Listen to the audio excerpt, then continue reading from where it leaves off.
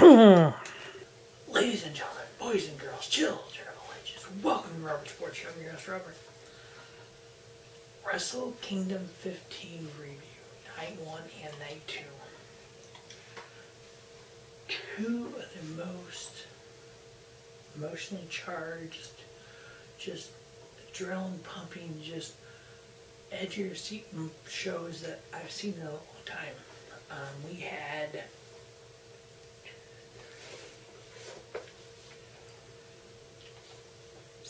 seven matches of 4-star or more.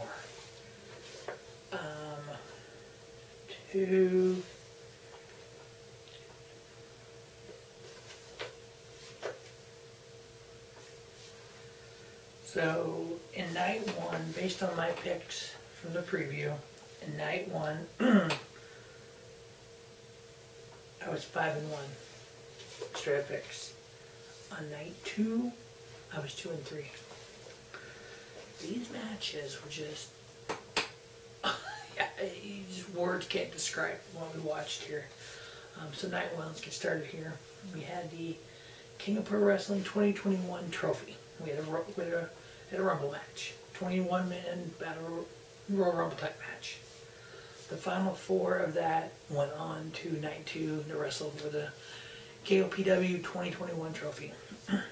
The first 2 in the match were Chase Owens and Tomohiro Ishii. The next and the third one in that was Minoru Suzuki.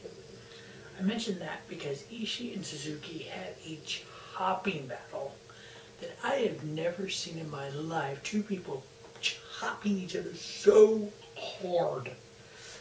It was just unbelievable.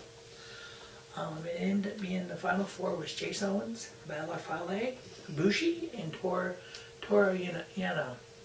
Yano was the 2020 King of Pro Wrestling trophy winner. Once the year's over, there's a new trophy for the next year. He was actually the last one out. When he came out, before he could get in the ring, there's 3 people, he was the 4th person, they called it. He didn't even do anything.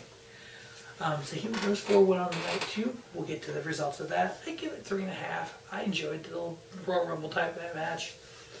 Battle Rumble, whatever they called it. There were some cool moments. A couple of people that I looked for big things from, some of the Young Lions. We had Gabriel Kidd, Yumura, and Yoda Tajui. They were some of the Young Lions that were in there. Goto had a good. I think he's great. Hamara, he's pretty decent. I mean, there's some nice names in here.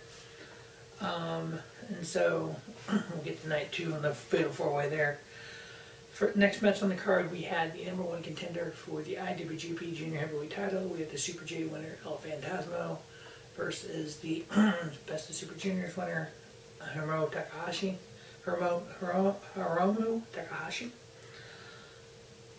This match was just, 2 cruiserweights doing their thing, or 2 junior heavyweights doing their thing. El Phantasmo, he reminds me a little bit of a smaller Undertaker, because he'll literally walk the top ropes. He literally walked the middle of the top rope and did a freaking moonsault. Not too many people can do that. Hiromu getting the victory. As I said in the preview, the winner of this, I was confident would go on to Night 2 and win the junior heavyweight title. Find out about that. But Hiromu Takahashi won this. I am going to give it a 4.25. Next up, we had the IWGP World Tag Titles. We had the Guerrillas of Destiny, the World Tag winners, versus the Dangerous Tekkers, which is Zack Sabre Jr. and Tai Chi. The Guerrillas of Destiny became 7-time IWGP Tag Team Champions. They won their first world title late back in December. Got that title shot here at Wrestle Kingdom. Went on to get the victory. Wasn't a great match. It was 3.25. I've seen a lot better out of these guys.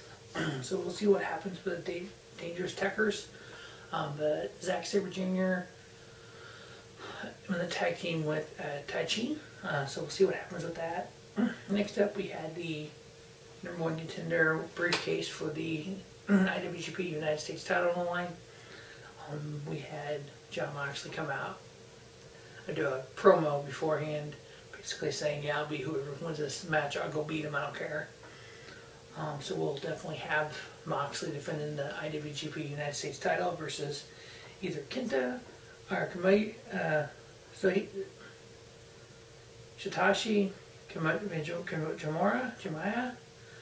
Kenta ended up getting the victory there. I ended up giving it 3 3/4.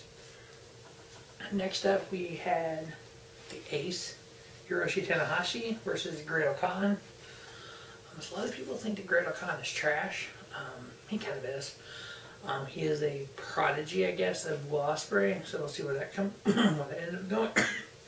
But like I said in the preview, I knew the Ace was going to get the victory here. He did. I ended up giving it 3.5. It was watchable. The tag titles, I picked in my preview. Kenta winning, I picked in my preview. The Ace winning, I picked in my preview. Next up, I thought was probably the second best match of the card. I really enjoyed this. A lot of people didn't. I was shocked to see some stuff I've seen online about this, but I thought Suzuki Okada versus Will Ospreay was just, I mean, one of the best matches on the card. I mean, Okada got the victory, kind of like I picked in the preview. I ended up giving it 4 3/4. I just think Okada is probably one of the greatest wrestlers on the planet, and Will Ospreay is literally like right there. If he's not 2, if possibly 3 at the most. But those guys have done some stuff, especially Okada. To me, it told the story. Will Ospreay used to be part of Chaos. Okada's the leader of Chaos. Okada and Will Ospreay were plus his brothers. Will Ospreay, turned on his brother, turned on Chaos, created his empire, turned heel in the process. You have Okada, who obviously is the greatest IWGP World Heavyweight Champion of all time, 720 days as champion, has an off year in 2020. He's trying to rebound. So here he is, his little brother basically turned on him. Now he's got to go and wrestle him on the biggest stage of them all at Wrestle Kingdom. Okada's been not really using the Rainmaker as much, been using the money clip as his finisher submission hold. When Ospreay hit the Rainmaker, did the Rainmaker pose, it's almost like that lit something under Okada, and Okada basically even got better. But this is a battle I think we'll see from years to come. Okada's 32, Ospreay's 27. These guys are still in the prime of their career, and they go out there and Wrestle Kingdom in a match on like this. Whew. Okada did get the victory. I ended up giving it 4 3/4. The main event for the dual titles, the IWGP World Heavyweight title and the IWGP Intercontinental title. Like I said in the preview, I hate the fact that both these titles are tied up. I would love for them to break that IC title away and give it to somebody else. But hey, it's kind of cool watching Naito drag the IC title to the ring. Tetsuya Naito is probably second, maybe third best wrestler in New Japan, going up against Kota Ibushi. Ibushi, if he's not, I mean, he's literally right there. I mean, it's Okada, Ibushi, Naito, Ospreay. These are the greatest guys. These are the greatest wrestlers in the world here. Kota Ibushi has wrestled for the United States a little bit in NXT for the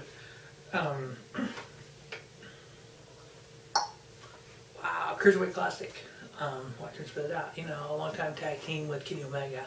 Surprised Ibushi's not in AEW, but hey, that's another story for another time. But Naito and Ibushi went out there on night 1 and had probably one of the best matches ever. I ended up giving it 4.5. We got to see Kota Ibushi finally, after losing 0-2 last year at Wrestle Kingdom, going out there this year and beating Naito to become IWGP World Heavyweight title. A guy that's worked so hard and done so much for the business finally gets that just moment at Wrestle Kingdom. He deserved it. Like this in that moment on night 2, but hey, we got it on night 1. It's just as good. 4.5 star, one of the best match of the year candidate, obviously. Alright, night 2. We started out with the King of Pro Wrestling 21 Trophy Fatal 4-Way.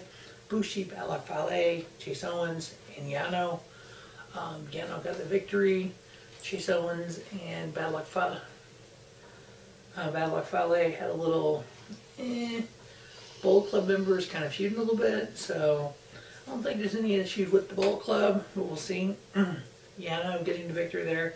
I give it 2 3/4. It was alright. I wish Bushi would have won, but hey, you know. Next up, we had the IWGP Junior Heavyweight Tag Titles on the line. We had Taguchi and Master Wato teaming up versus champions El Desperado and Kanemaru. El Desperado in the Best of Super Juniors finals against Ishimori. Ishimori ripped his mask like right here off, and he literally took the rest of the mask off, and it kind of fired him up. I was kind of interested to see what happened if he came out with or without his mask. He did come out with his mask, which I love. I'm cool with that.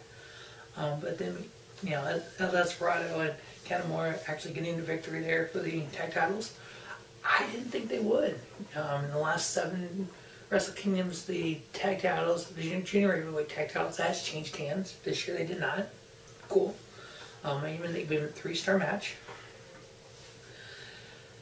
The next match, a lot of people are saying this was match of the weekend, match of the show. It literally was right there for me with Ospreay and Omega. This was for the never open weight title, champion Shingo Takagi versus Jeff Cobb. 2 guys who could literally go out there and just beat the tar out of one another. Oh, by the way, they could also do some aerial stuff. Just this match, just 2 brutes going out there and just going to town. I mean, I've seen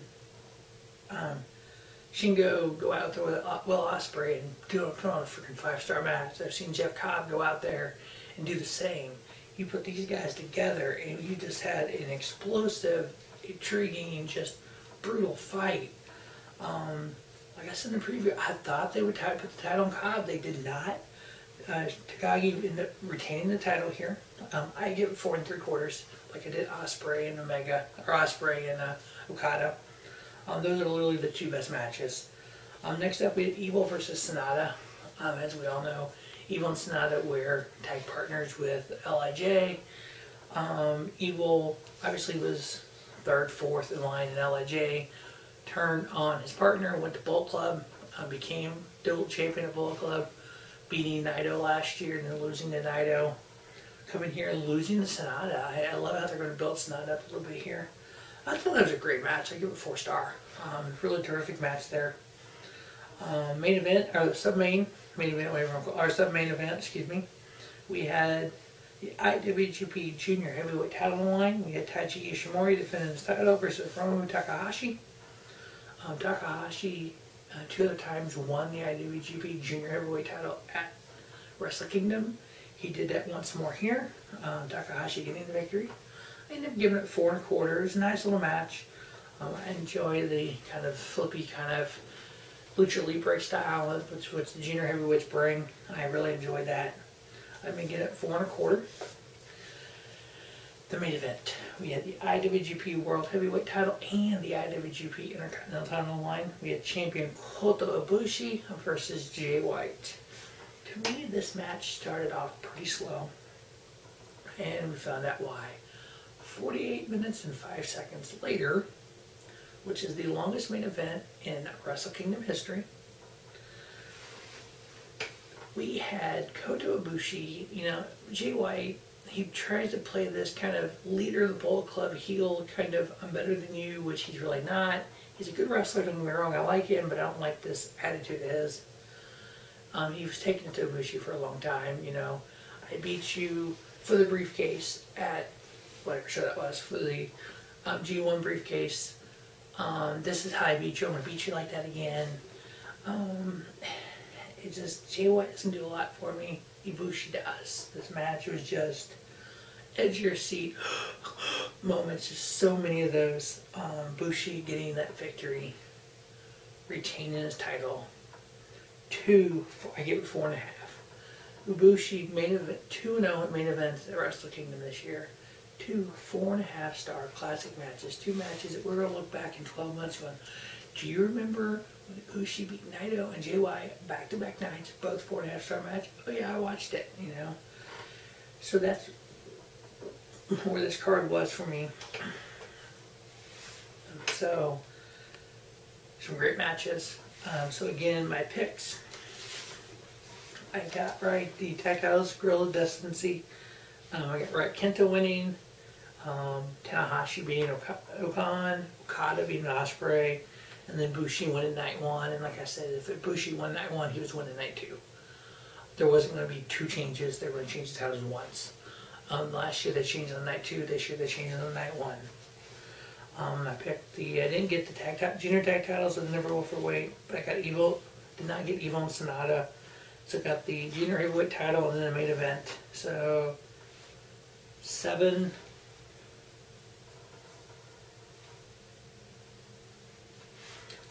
out of 11 matches I picked the winner of. So I'm down with that. Not too bad, not too bad. Last year there was a total of 20 matches. I went 13-7. So not too shabby. It was a really great card. Can't wait to see what happens as we go forward. We all know there's a pandemic in the world, so we'll see how that ends up affecting pro wrestling. Hopefully I'll be watching more pro wrestling here in 2020 or 2021 and doing more videos. Thanks for watching Robert Sports Show, as always, and don't just have a great day. Have a spiffy day. Robert Sports Show, your YouTube leader in sports channel content.